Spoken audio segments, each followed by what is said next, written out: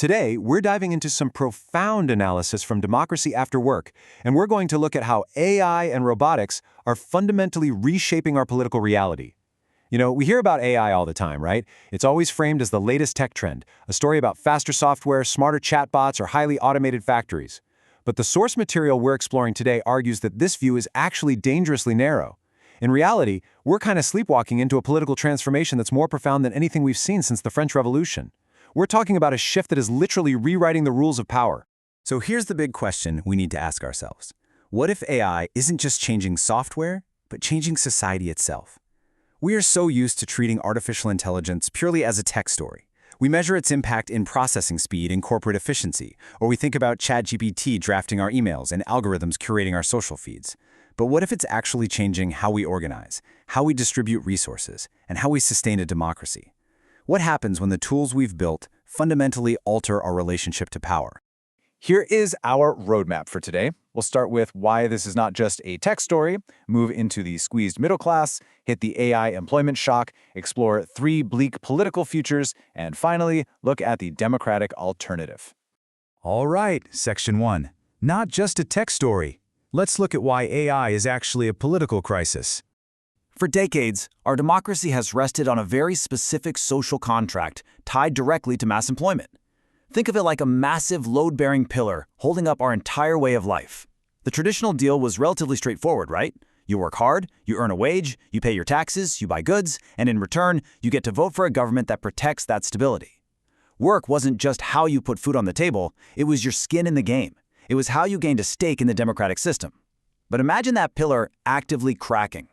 What happens to the very concept of democracy when millions of citizens quietly conclude that the modern economy simply no longer needs them? When you trace the timeline of this, it's pretty wild how fast it's moving. Post-World War II, we established that solid social contract where wages rose alongside productivity. But by 2020, the labor share of income had noticeably fallen away, totally decoupling from economic growth. Fast forward to 2024, and we see over 500,000 industrial robots installed globally, aggressively replacing physical labor. But honestly, the most alarming part is sitting right there at 2030. The World Economic Forum projects that 41% of employers expect to reduce their workforce due to AI. 41%. Just let that sink in for a second. We're watching a rapid, clear trajectory of human labor permanently losing its leverage. Moving right along to Section 2, the squeezed middle class, and how we're hollowing out that foundation. $18.3 trillion. That is a staggering number. While average wages for the middle class have basically stagnated against inflation, billionaire wealth surged to $18.3 trillion in 2025 alone. That's a massive 16% jump in just one single year. It's honestly hard to even conceptualize wealth on that scale. The ultra-wealthy aren't just buying super yachts anymore, they're essentially funding a parallel political class. They are purchasing unprecedented access and media influence on a scale that completely dwarfs the average citizen's voting power. And here's the thing. Extreme wealth brings extreme influence, which directly threatens democratic systems from the inside. When billionaires are literally 4,000 times more likely to hold political office than the rest of us, they're the ones writing the rules. Giving the ultra-wealthy this level of unprecedented power over the future of work means that the very tools shaping our tomorrow, the massive server farms, the silicon chips, the foundational AI models are controlled by institutions and individuals that ordinary citizens simply cannot vote out of power. The infrastructure of our future is being privately owned. Let's put this into perspective using Australia as an example. Take the mining sector. It brings in a massive 14% of the national GDP, but it employs a tiny fraction of the workforce, just around 300,000 people, because it's so highly automated. Compare that to healthcare or retail, which bring in less GDP but employ millions. The takeaway here is stark. A soaring GDP does not automatically equal democratic stability. You absolutely cannot build a broad, healthy middle class on an extractive, heavily automated resource sector alone. And if AI starts aggressively eating into professional services, well, the old backup plan of relying on a knowledge economy completely falls apart. Okay, Section 3, the AI employment shock. This is about the quiet disappearance of work. Now, whenever people freak out about automation, you always hear the same economic reassurance, right? Technology always creates more jobs than it destroys. And yeah, historically, they were absolutely right. The steam engine replaced the horse, but it created massive new administrative and service sectors. It replaced physical muscle. But the AI revolution, It is entirely different. It's actively replacing the cognitive labor we were told to retrain for. You can't just tell a displaced factory worker to go retrain into coding, analysis, or legal work when generative AI is already writing the code, analyzing the data, and drafting the contracts. This leads us to something the source calls the robot paradox, and man, the irony here is just wild. For decades, sci-fi and tech evangelists promised us that robots would do the dull, dirty, and dangerous work, freeing humanity up to pursue our passions, write poetry, and make art. But we're seeing the exact opposite. Human beings are still out there packing boxes in warehouses and delivering food in the rain, while generative AI is sitting in air-conditioned server farms producing award-winning art, composing music, and writing high-level corporate strategy. Machines are squeezing the labor market from both ends.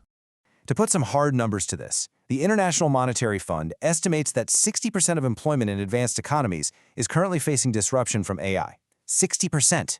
Now, in roughly half of those exposed jobs, AI might act as a helpful tool to boost productivity. But in the other half, AI is going to perform the key tasks currently done by people. This permanently lowers the demand for human labor, it suppresses average wages, and most devastatingly, it completely eliminates entry-level roles. When you automate the entry-level tasks, you're essentially pulling the bottom rung entirely off the career ladder. And when you look at the real-world impact of that missing ladder locally, say in Australia over the next 10 to 15 years, the vulnerability is massive. We're talking 1 million professional services jobs at risk, 400,000 administrative roles, 300,000 retail positions. These aren't just statistics. These are the training grounds for future experts. If a junior lawyer or a junior architect isn't needed to do the initial drafting because an AI can do it in 5 seconds, how do they ever get the 10 years of experience required to become a senior partner? The whole ecosystem of professional development just becomes fundamentally unstable. Which brings us to Section 4, 3 bleak political futures, specifically models D, A, and B. So, if we don't intervene, the analysis maps out our drift toward 3 highly concerning overlapping political realities. First up is Model D, managed decline. This is where the state doesn't collapse, it just slowly lowers expectations, providing just enough minimal welfare to stop riots. Layered right on top of that is Model A, the algorithmic state. This is where the government runs almost entirely by optimization and risk scoring, cold, automated bureaucracy with zero human empathy. And finally, Model B, the neo-feudal enclave. This is the truly dystopian reality where the ultra-wealthy look at the crumbling public infrastructure and just exit the system entirely. They buy private security, private healthcare, even establish semi-autonomous charter cities and leave everyone else behind. But here is the really chilling part of this analysis. The suggestion that we are actually already living inside Model D. Think about it. It's essentially the modern equivalent of bread and circuses. The state manages public anger through symbolic politics and highly polarized cultural debates, while managing our attention through relentless platform addiction. We have access to infinite digital content. We're constantly emotionally activated by social media algorithms, endlessly scrolling, feeling like we're engaging with the world. But in reality, we have no actual agency to fix the underlying structural inequality that's hollowing out our communities. We are incredibly entertained, but we are utterly powerless. All right, let's pivot to some hope in Section 5, the democratic alternative, or networked direct democracy. The core philosophy for this alternative model, Model C, is beautifully simple yet profoundly important. AI assists, humans decide. It's all about using advanced tech as a civic tool to empower human judgment, rather than replacing it with automated bureaucracy. We have already seen the absolute devastation that occurs when we let algorithms govern without human empathy. Take Australia's robo-debt scheme, for instance, an automated system that unlawfully raised false debts against hundreds of thousands of vulnerable people, leading to immense financial ruin and tragic human costs, all because a machine was making decisions without a human checking the context. Model C demands that algorithms are forever kept subordinate to human reason. So how does this layered democracy actually work? Well, step 1 is securing a publicly owned digital civic platform that's designed for actual deliberation, not algorithmic outrage and ad revenue. Moving to step 2, we convene citizens' assemblies. Picture ordinary people, selected by lottery, supported by AI that acts as an impartial assistant, neutralizing complex legal jargon and modeling the exact outcomes of a policy so regular folks can easily digest it, and culminating in step 3, we'd see direct voting on major structural questions. It's not raw mob rule, it's a thoughtful, highly informed system where AI does the heavy lifting of summarization, but citizens make the final, binding choices. But getting to this proactive reality, that requires some very deliberate, aggressive policy choices today. It requires universal basic income or guaranteed economic security because a population consumed by the sheer panic of survival cannot thoughtfully participate in a democracy. It requires heavily taxing extreme wealth, aggressively breaking up platform monopolies, and democratizing the ownership of AI foundation models so they aren't just hoarded by 3 tech giants. But perhaps most critically, it requires a massive shift in education. We have to treat critical thinking not as some academic luxury, but as literal survival infrastructure. Because if we lose the ability to think for ourselves, the algorithms are more than ready to do the thinking for us. So, I want to leave you with a final, pretty provocative question to chew on regarding your own role in this algorithmic age. Will you step up to protect our democratic participation, or will you just let the future hollow it out until you are a mere data point in a system designed by somebody else? The guardrails for AI and robotics really should have been built yesterday. But since yesterday is gone, the next best time to start building them is right now.